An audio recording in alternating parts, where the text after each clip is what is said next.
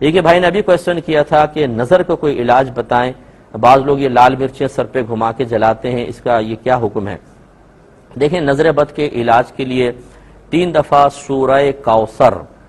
پڑھ کر دم کریں، بہت ہی بہترین ہے۔ اس کے علاوہ دوسرا قل اعوذ برب الفلق اور قل اعوذ برب الناس، یہ دونوں سورہ پڑھ کے دم کر دیں، انشاءاللہ نظر اترے گی۔ یا پھر یہ ٹوٹکے ہیں کچھ جو ہمارے گھروں میں استعمال ہوتے ہیں، لال مرچوں والا جیسے ہے، 7 لال مرچیں لے لیں اور جس کے بارے میں گمان ہے کہ اس پہ نظر ہے، اس کے اوپر یوں اس طرح مٹھی میں پکڑ کے 7 دفعہ گھما لیں، پھر 1 بار یا 3 بار سورہ اخلاص پڑھ کے اس پہ دم کریں اور انہیں چولہے میں جلا دیں۔ اگر تو ان سے دھانس آئے، دھانس کا مطلب یہ ہے کہ آپ کی ناک میں چڑھ جائے اور کھانسی آنے لگے، آنکھوں سے آنسو بہنے لگ جاتے ہیں، کھڑا ہونا مشکل ہوتا ہے، تو سمجھ لیں کہ نظر نہیں تھی،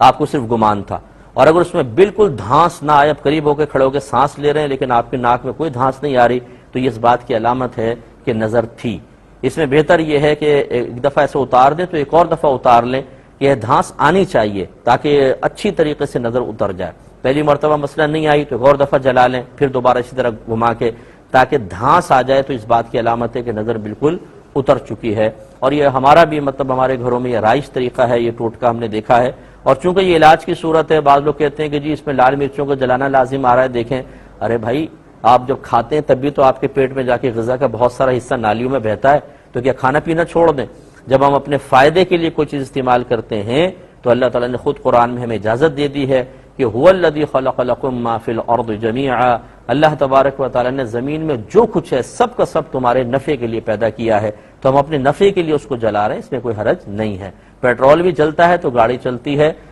گیس جلتی ہے تو ہمارا کھانا پکتا ہے۔ ایک چیز کو حاصل کرنے کے لیے دوسرے کو فنا کرنا پڑتا ہے بسا اوقات، تو اس میں شرعاً کوئی قباحت نہیں ہے۔ بعض لوگ اپنی چھوٹی سی عقل کو، ننھی سی عقل کو استعمال کر کے اور اس طرح کی چیزوں پہ اسراف کا حکم لگا دیتے ہیں، یہ مطلب بیجا شریعت کے اوپر افتراء ہے، تو اس طرح کے ٹوٹکے استعمال کیے جا سکتے ہیں۔